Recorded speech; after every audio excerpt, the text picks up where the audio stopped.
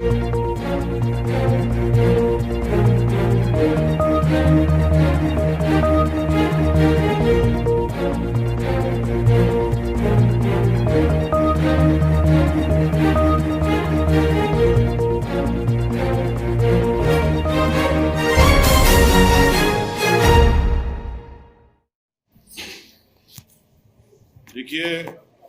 हर कोई आज एक दिली तकलीफ और दर्द को महसूस करेगा जो भारत के संविधान और भारत के डाइवर्सिटी, भाईचारगी, प्लुरलिज्म पर जिस किसी को आज भी अटूट भरोसा है और यकीन है, आज का ये फैसला सीबीआई कोर्ट का भारत की अदालत की तारीख का एक काला दिन है। और मैं इसलिए कहता हूं क्योंकि सुप्रीम कोर्ट ने 9 नवंबर को जो सिविल डिस्प्यूट के मुकदमे का फैसला दिया था, जजमेंट में सुप्रीम कोर्ट ने कहा था, अंग्रेजी में कहता हूं कि सुप्रीम कोर्ट ने कहा था कि it is an egregious violation of rule of law. और सुप्रीम कोर्ट ने यह भी कहा था कि ये calculated act of destroying a public place of worship. अब मैं ये समझने से कासिर हूं कि अगर सुप्रीम कोर्ट ये कहता है कि egregious violation of rule of law, तो क्या कोई जादू से मस्जिद को शहीद कर दिया गया था 6 दिसंबर को? क्या कोई जादू से वहां पर 28 और 29 दिसंबर की रात 49 में मूर्तियां रखी गई थी? क्या कोई जादू से उसके ताले खोले गए थे जब राजीव गांधी प्राइम मिनिस्टर थे? इसीलिए मैं ये कहता हूं कि सुप्रीम कोर्ट ने जो बात कही उसके बरखिलाफ आज ये जजमेंट आया है। और ये मैं कहने पर मजबूर हूं कि violence page for you politically. अगर आप वायलेंस करेंगे तो आपको मिल जाएगा, क्योंकि आप अंदाजा लगाइए कि अडवाणी की रथ यात्रा जहां कहीं भी भारत में गई, वहां पर खूनरेजी हुई, मासूम लोगों का कत्ल हुआ, जायदादें जलाई गई, खानदान उजड़ गए, बर्बाद हुए। और आज ये फैसला आता है सीबीआई कोर्ट का जिसमें कहते हैं कि वो स्पॉन्टेनियस नहीं था। तो हम ये जानना चाहते हैं कि भाई साहब, ये कितने दिन, कितने महीने लगेंगे प्रिपरेशन के लिए ताकि वो स्पॉन्टेनियस ना हो? आप बताइए ना, कितने दिन, कितने महीने लगेंगे स्पॉन्टेनियस ना हो? क्या ये बात सच नहीं है कि उमा भारती ने कहा था कि एक धक्का और दो, बाबरी मस्जिद तोड़ दो? क्या दुनिया ने नहीं देखा कि जब बाबरी मस्जिद शहीद हो रही थी तो मिठाइयां बांटे जा रहे थे? अडवाणी, मुरली मनोहर जोशी, उमा भारती, ये सब लोग तो मिठाई खा रहे थे, खुशियां मना रहे थे। कैसा ये फैसले पे आ जाती है आप? आखिर पैगाम क्या देना चाह रहे आप? पैगाम क्या देना चाह रहे? पैगाम यही मिल रहा है कि वायलेंस पेज, मास वायलेंस पेज। आप अंदाजा लगाइए कि 1950 से अब तक इस मसले में मुसलमानों को इंसाफ नहीं हुआ, और आज ये फैसला आता है 28 साल के बाद। हम आज भी कह रहे हैं, अगर ये मस्जिद नहीं शहीद होती तो क्या 9 नवंबर का सुप्रीम कोर्ट का फैसला आता था? सारी दुनिया ने देखा कि जो लोग मस्साम में खड़े होकर स्पीचेस दे रहे थे, लोगों को उकसा रहे थे, उनकी मौजूदगी में क्या यह बात सच नहीं है कि सीबीआई की चार्जशीट में एक विटनेस ने कहा कि कल्याण सिंह, उस वक्त के चीफ मिनिस्टर, ने कहा कि रोक कंस्ट्रक्शन पर है, डिस्ट्रक्शन पर नहीं है? वो भी आप नहीं मानेंगे उसको? क्या सीबीआई की चार्जशीट में यह नहीं कहा गया था कि 5 दिसंबर की रात अडवाणी ने विनय कटियार के घर में साजिश रचाई? क्या यह बात सच नहीं है कि अडवाणी ने कल्याण सिंह को कहा कि उस वक्त तक आप रिजाइन मत करिए जब तक कि मस्जिद डिमोलिश नहीं हो जाती? ताकि गवर्नमेंट का डिसमिसल ना हो? क्या बीजेपी की सरकार उस वक्त की जाकर सुप्रीम कोर्ट को वादा नहीं किया था कि हम मस्जिद को बचाएंगे? ये फैसला मुझे कहना पड़ेगा कि ये judgement satisfies the collective consciousness of Hindutva and its followers and its ideology. ये जजमेंट का यही है। किसने तोड़ा फिर मस्जिद पर? हम पूछना चाहते हैं, जब 6 दिसंबर 1992 को मस्जिद शहीद हुई थी, उस वक्त मैंने अपने आप को एक हेल्पलेस महसूस किया। मैंने अपने आप को अपने लिए एक ह्यूमिलिएशन समझा कि मैं अपनी एक अब शर्म महसूस हुई कि मैं अपनी मस्जिद को बचा नहीं सक रहा हूं, और हाजा पैसा फैसला देते हैं। तो फिर आखिर इतना सब जो इन्वेस्टिगेशन हुआ, कैसा क्या हुआ? एक और बात आपको समझने की जरूरत है कि आडवाणी को हाईएस्ट सिविलियन अवार्ड दिया गया बीजेपी गवर्नमेंट तरफ से, एक्यूज हैं। तभी हमने कहा था कि देखो, मैं प्रेस कॉन्फ्रेंस में कहा था कि आडवाणी को ये हाईएस्ट सिविलियन अवार्ड दिया जा रहा है। आज उसका नतीजा हम देख रहे हैं। उमा भारती, अच्छा आप एक और आदमी का नाम ले लीजिए, हिंदुस्तान टाइम्स में आया कि भगवान गोयल कोर्ट के बाहर कह रहा है, कोर्ट के बाहर फैसला देने से पहले कोर्ट के बाहर कह रहा है कि हाँ, मैं एडमिट करता हूं कि मैंने डेमोलिशन में हिस्सा लिया। वो बीजेपी में उस वक्त का नॉर्थ इंडिया का शिवसेना का चीफ था। कोर्ट के बाहर कह रहा है और कोर्ट में जाकर कोर्ट बरी कर देता है लोगों को। तो ये मेरे लिए बहैसियत एक भारत के मुसलमान के लिए, जो मैं 6 दिसंबर 1992 को जो मुझे एक ह्यूमिलिएशन और बेबसी जो मैं महसूस किया था, आज मैं वही महसूस कर रहा हूं। इंसाफ नहीं हुआ इस मसले में, इंसाफ नहीं हुआ इस मसले में।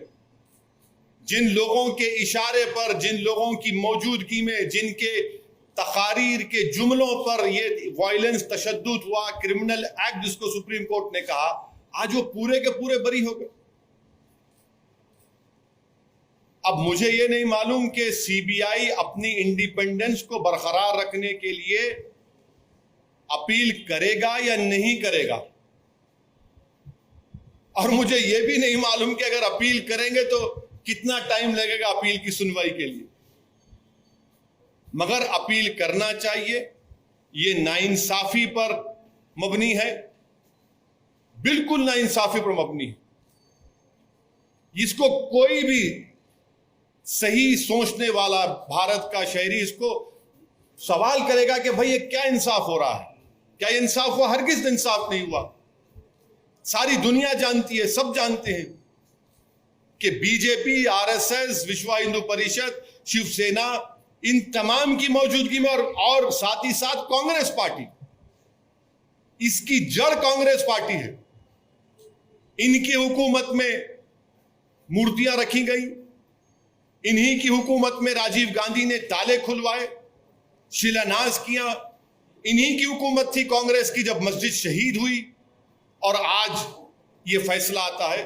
इसीलिए मैं मानता हूं कि ये हमारी भारत की अदालत की तारीख का एक काला दिन है। सर, ये भी आप हमेशा कानून को मानते हैं, हमेशा कोर्ट जो है, कोर्ट से प्रोटेक्ट होते हैं, उसकी बहुत इज्जत करते हैं, लेकिन जैसे नतीजा ऐसा अगेंस्ट में आता है तो आप कोर्ट को भी ये कर लेते हैं, क्यों सर? नहीं, कोर्ट, देखिए, सुप्रीम कोर्ट का फैसला आखिरी होता है। ये तो फैसला आखिरी नहीं ना, और कोर्ट के फैसले को नहीं के खिलाफ या उससे डिसएग्री करना कोई कंटेम्प्ट नहीं है। मैं तो आपको तमाम दलाइल दे रहा हूं, ये तमाम दलाइल दे रहा हूं। भी सब देखे होंगे ना सर? क्या? वही तो हम कह रहे हैं ना, ये देख के कैसा फैसला दिया आप, वही तो हम पूछ रहे हैं। वही तो हम कह रहे हैं कि आप ही की चार्जशीट में आप ये लिख रहे हैं कि कल्याण सिंह ने कहा कि रोक कंस्ट्रक्शन पर है, डिस्ट्रक्शन पर नहीं है। उमा भारती ने कहा कि एक धक्का और दो। आडवाणी को, मुरली मनोहर जोशी को, उमा भारती को, बाल ठाकरे को, राजीव गांधी को शोहरत कैसे मिली पॉलिटिक्स में भारत में? इसी वजह से मिली ना। इनको पॉलिटिक्स में अगर शोहरत मिली, सत्ता मिली, कैसे मिली? इसी वजह से तो मिली कि आपने हमारी मस्जिद के ताले खुलवाए, मूर्तियां रखी और हमारी मस्जिद को शहीद किया आपने। इसीलिए तो आप होम मिनिस्टर बन गए, इसीलिए तो आप गंगा की सफाई के मिनिस्टर बन गए, इसीलिए तो आप HRD के मिनिस्टर बन गए, इसीलिए तो आप कल्याण सिंह गवर्नर बने। भाई आपने मुझे खत्म करके मेरी बर्बादी के ऊपर आपने अपना सियासी महल तामीर किया और आज आपको क्लीन चिट दिया जा रहा है। आज आपको क्लीन चिट दिया जा रहा है, ये अफसोसनाक बात है। तो आगे क्या करने का विचार है सर? आगे अब ये देखना है कि CBI अपनी इंडिपेंडेंस को बरकरार रखने के लिए अपील करेगी या नहीं करेगी। और अगर CBI नहीं करती तो मैं मुस्लिम पर्सनल लॉ बोर्ड के जिम्मेदारों से अपील करूंगा कि वो इसके खिलाफ अपील करें। फैसला आता है और लॉ मिनिस्टर अडवाणी के घर को पहुंच जाते हैं। आप बताइए क्या पैगाम दे रहे हैं आप उन लोगों को जो भारत की खूबसूरती को मानते हैं, इंसाफ को मानते हैं? क्या पैगाम दे रहे हैं उन मीडिया के लोगों को जिन्होंने अपनी जानों को खतरे में डालकर कोर्ट में जाकर बयान दिया, उन पुलिस के ओहदेदारों पर जो अडवाणी के सिक्योरिटी में थे? उन्होंने कहा कि हां ये तमाम प्री प्लान था। क्या कोई जादू हुआ था क्या उस दिन?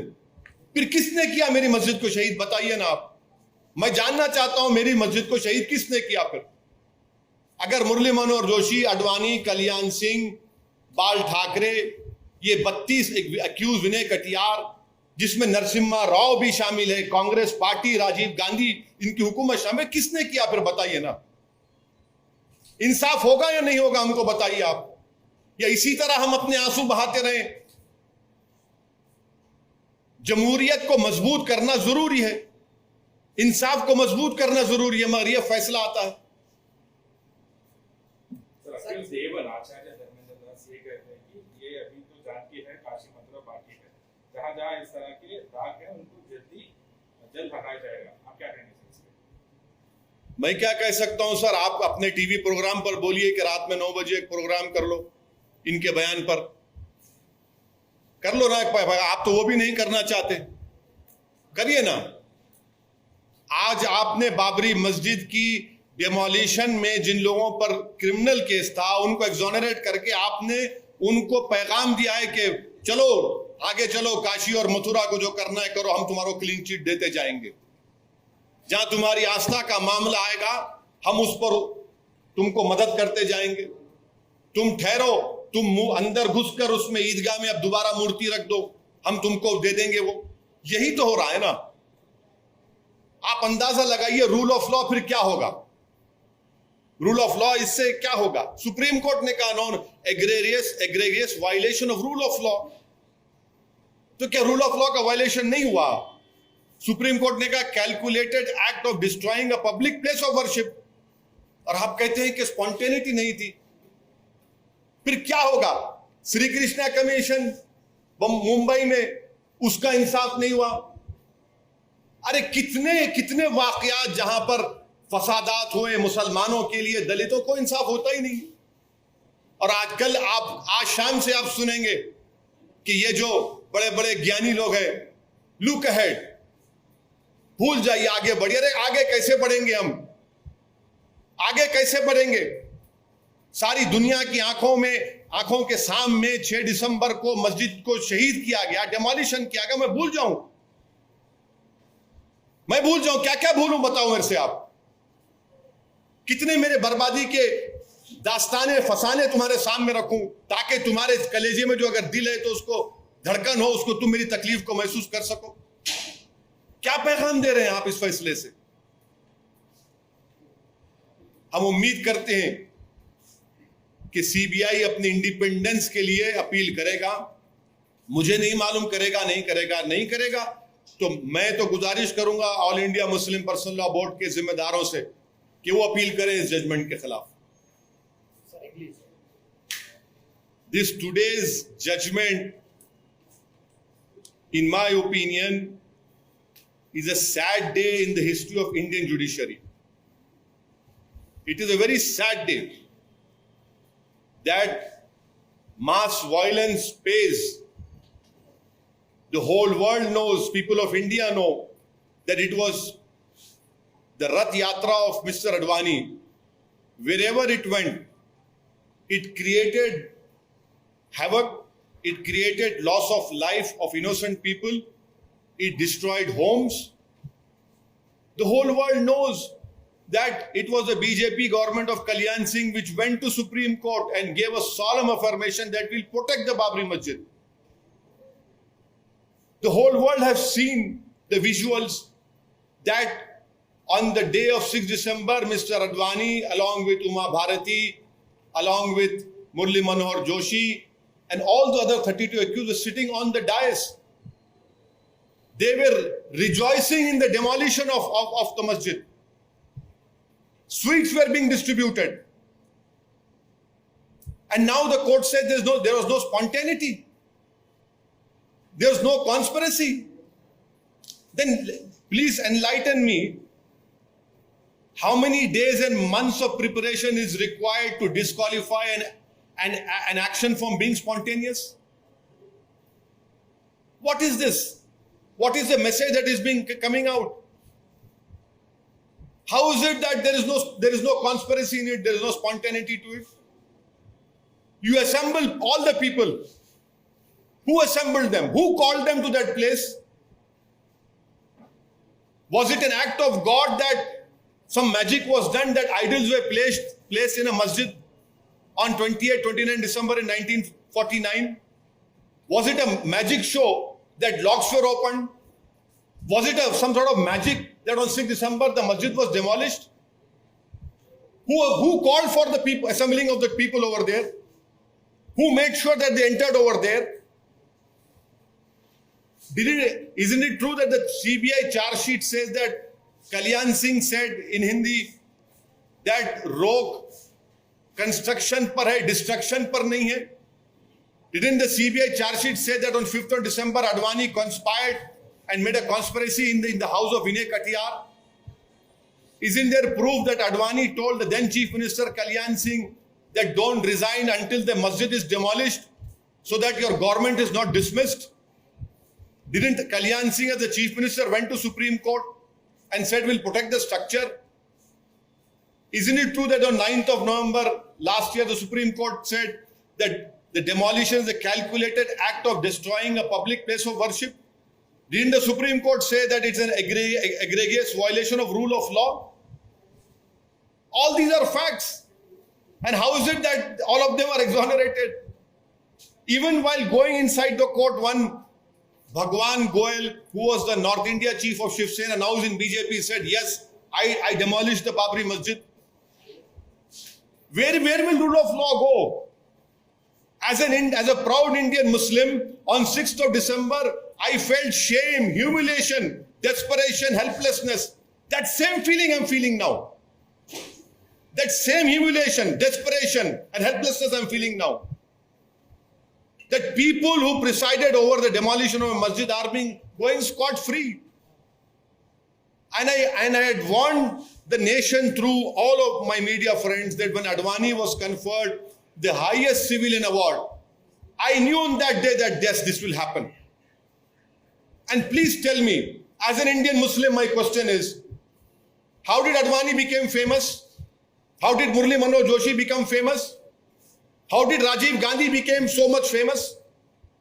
Because they presided over the demolition of this Babri Masjid. Advani became the Home Minister, Murli Manohar Joshi became the HRD Minister, Uma Bharati became a minister and was given the charge of cleaning the Ganga.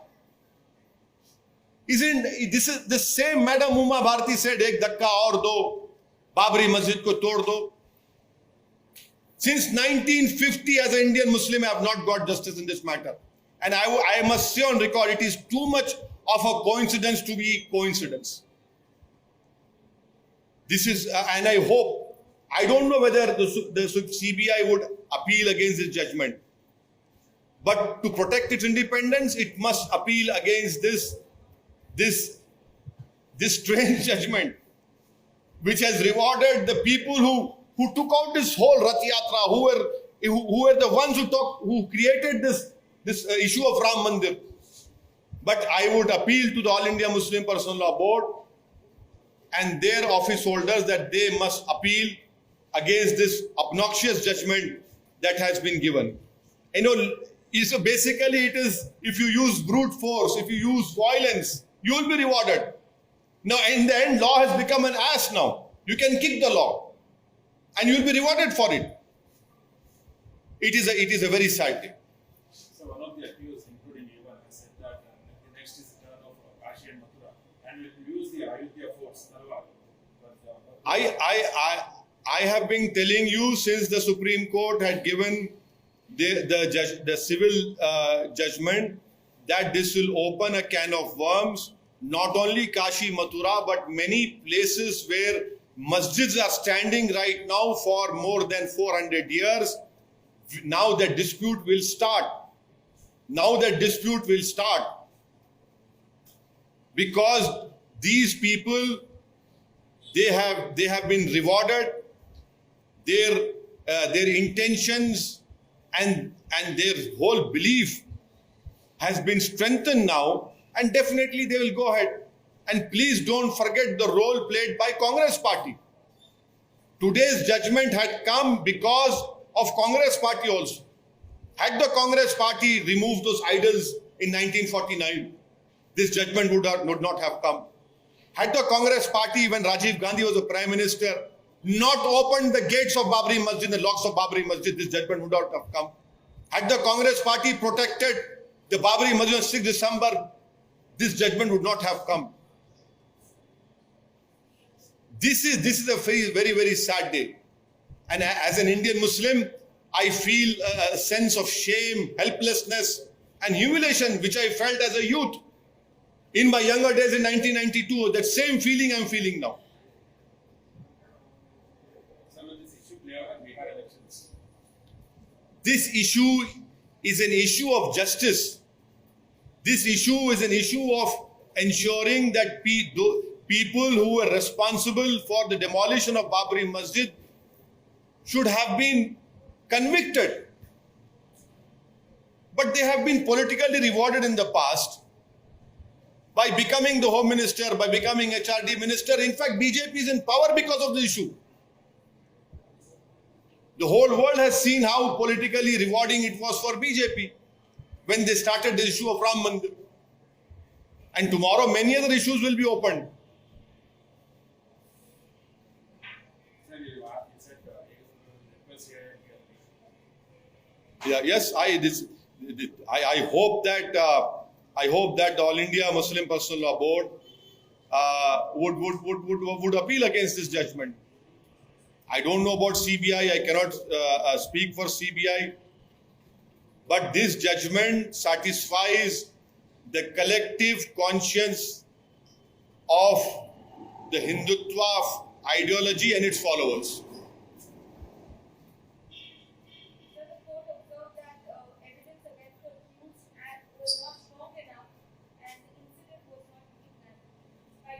Yes, that is what I have. I knew that you would ask me this question. That is why I had given you, 5 instances of evidence, which unfortunately the court did not even apply its mind to. So it's a long judgment. I can throw more light on it after reading it. I'm told it's 800 or 1000 pages judgment. After reading it only I can play. But violence, if you indulge in violence against the minorities in the name of faith, you will be rewarded. Do you think CBI failed to collect evidence, sir?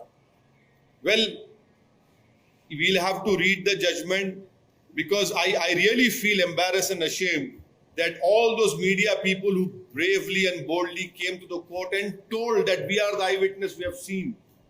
Those police officers who were discharging the duty of protecting Mr. Advani and other BJP leaders, they gave their evidence that yes, this was a pre-planned demolition. I really feel sorry for them that the courts have not even accepted their statements.